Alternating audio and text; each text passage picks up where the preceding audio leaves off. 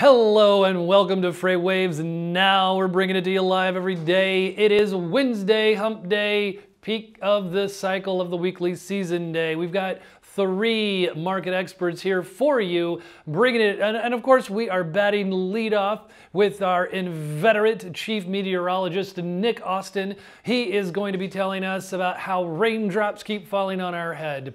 And then we have Michael Crosby, the Wizard of Croz, talking, what is happening in Little Rockinsaw, from a shipper's perspective, what is happening, in that Memphis, Little Rock, Arkansas area. And then to follow up, last but not least, Donnie Gilbert giving us also that same area, some perspective, but from the broker's point of view. So, Nick, hello. What is happening, man? It's aberrations all over the place and disruptions, Yeah, right? it's been an interesting couple of days, and even today as far as winter weather. So the big problems today, the disruptions, if you will, which will mainly just be temporary, but they will be happening across the Northeast. From the nation's capital up to Philly and New York, we're going to see snow. There's freezing rain, so there could be some icy spots along the I-95 corridor. Very colorful. Very colorful on the map. That's not always a good thing, though, in the winter. Right. What this means, this is the head haul index that we're showing on this map here, which is just outbound volume versus minus inbound. So blue means hot markets. Hot markets, that's right. Red means, not so hot. And so some of the markets where this winter storm is moving up to the Northeast are showing up in that kind of light red or pink, which means there's a bit more inbound as opposed to outbound. What it means is that some of those loads, some of those trucks might get stuck up there because of the ice and snow, but it won't last for very long. Okay. So red here indicating freezing rain. That's freezing rain, some purple with sleet mixed in there too. It's highly possible in some spots. Maybe even some freezing rain in Chicago, Detroit later on today and into the evening too. And then just snow in other parts of the country. Now there could be some heavy rain and flooding again in parts of the South today. We saw that right here in Chattanooga at FreightWaves headquarters, other parts of the Southeast, flooding, roads closed. So some parts of the South, there could be just temporary disruptions because of that. Maybe some more thunderstorms. Incredibly, the schools have not been canceled yet, though. No, no. Well, some schools were closed either yesterday or for today because of just ongoing flooding. Not everywhere, but there were some closings here and there. Yeah. So that's going to be a problem across parts of the South, really for the rest of the week off and on, not just for today. You've been covering, I know you've been covering the weather many seasons now. And do you see anything overall is there any aberrations, anything, any overall takeaways so far for the year of 2019, Nick?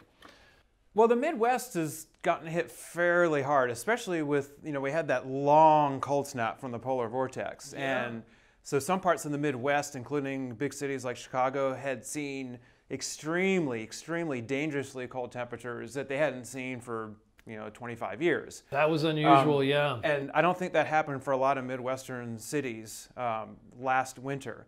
It's been relatively quieter, though, up in the Northeast. Remember, March of last year, the Northeast got hit by 4 back-to-back nor'easters in a 2-week period last March. And that had a really large effect on freight movement, a long-term effect as far as disruptions and the freight markets. But the Northeast has had it a bit easier this year, so it just kind of depends on where you live. You have a different story compared to last winter. And we've had a lot of snow, as opposed, you said, a couple of seasons of not so much snow up out in the West. Right, especially in the Sierra. Well, Seattle had a record. They blew a lot of their snow records just out of the water, so to speak. Whether you're talking about daily snow records for certain days, for the month of February itself, just all kinds of records being broken, and a lot of snow out in the Sierra. Right. In those big mountains out in eastern California. Compared to last year, they've had a lot more snow, but that could be really good for their water table and for the droughts, because they were in a drought for several months across a lot of California, including in the Sierras. Okay. And there's a lot of agriculture in the foothills of the Sierra.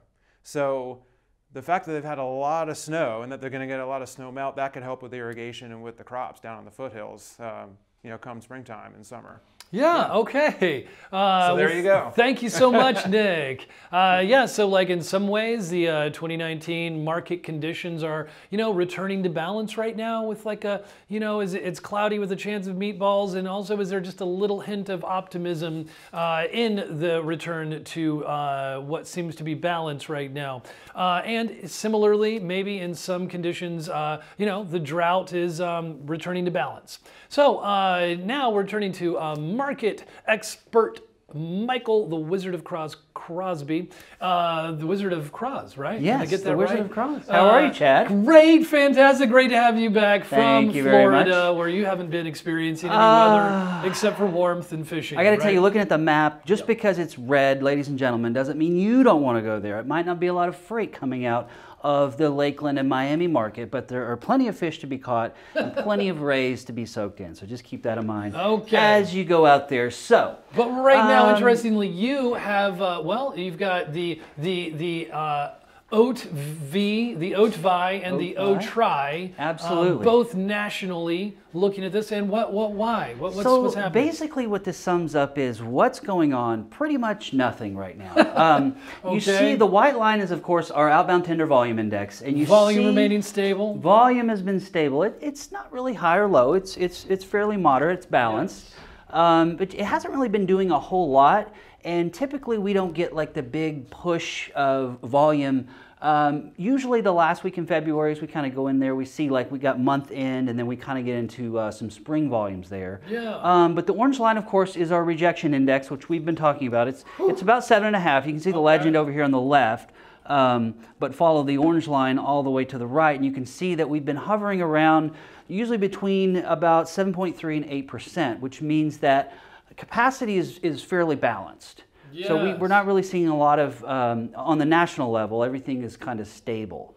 So, as an analyst... Which isn't unusual for February, right? Not too bad, not too bad. So obviously as an analyst, it's typically boring to look at the big picture, so we have to kind of zoom in and look. Okay. Before I go to my next chart, I wanted to kind of say, like, we're going to look at market share. So if you only have two markets, Market A and Market B, if Market A ships less than they did yesterday, and Market B ships the exact same, by definition, Market B is gaining market share because the piece of the pie just gets a little smaller. Okay. So it's just a different way to look at volume. Sometimes volume going up or stabilizing doesn't mean that the market isn't gaining, because you can go ahead and go to my next chart. Okay, so right. Looking at it from a larger national level, and now you're taking us a little closer up to analyze that. A little bit closer. So this, Memphis actually caught my eye this morning when we were looking at the outbound tender market share. This basically just shows you the volume related to the other markets. So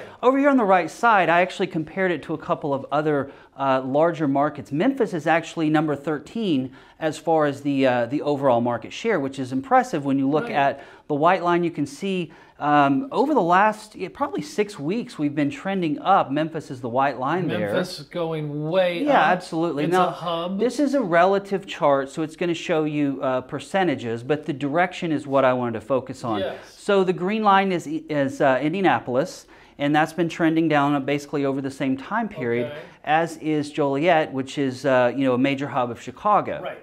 Absolutely. So as far as rejections in Memphis, Memphis does have a lot of capacity. So relative for the last 12 months, rejections are still low. They're over 10% now.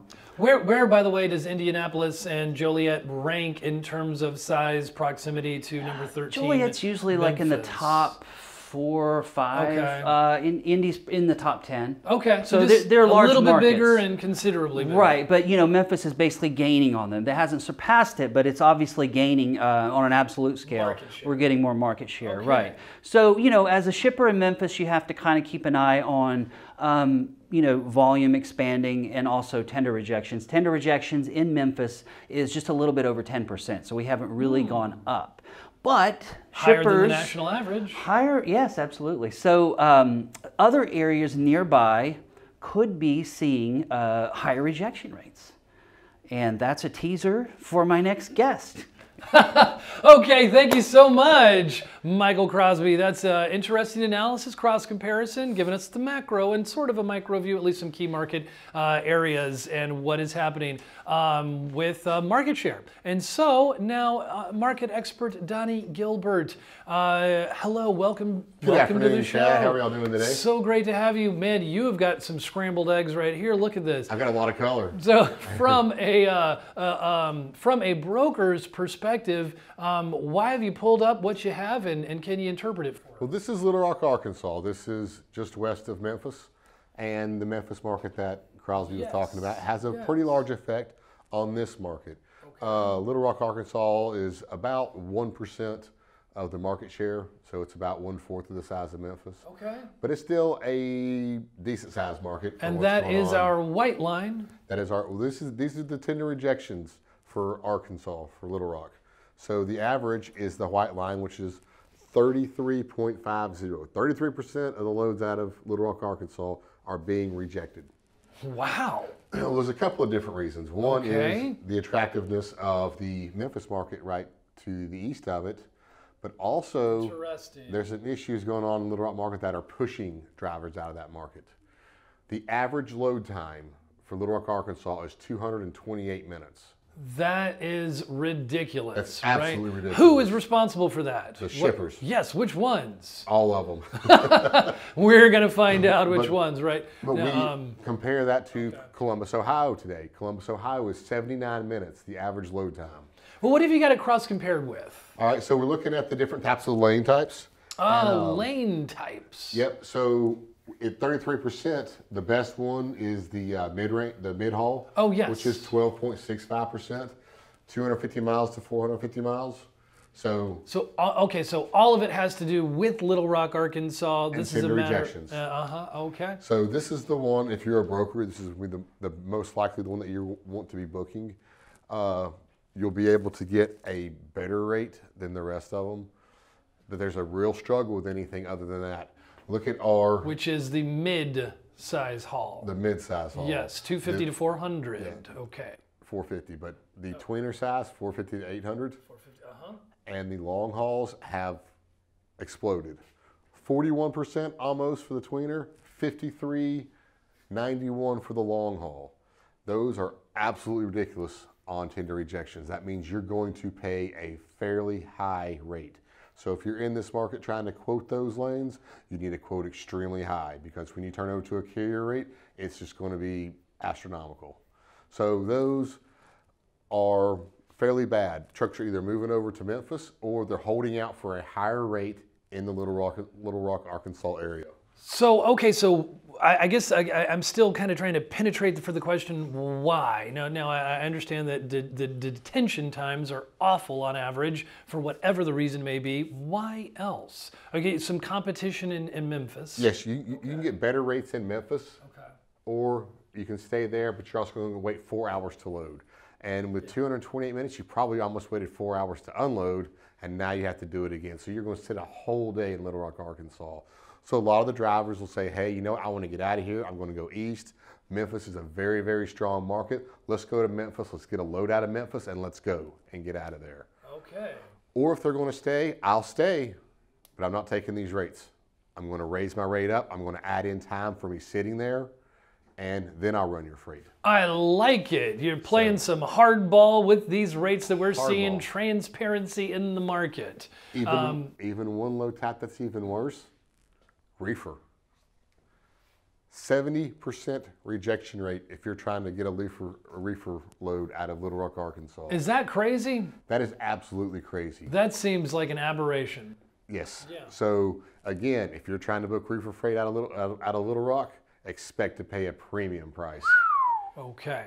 Thank you for that, Donnie. And is that our conclusion for today? That is our conclusion for today. Thank you so much. We are bringing it to you right now, giving you some analysis in real time about what's happening. They are not just singing the blues in Memphis, because it is a very good time. There is a lot of market share in Memphis. Be thinking about what that means for the surrounding areas as well. And stay tuned to us each and every day, coming to you live at 4 o'clock, and we will see you tomorrow. tomorrow on FreightWaves Now. You can also, of course, check us out on Twitter and share the social media love. So in the meantime, don't worry, be happy.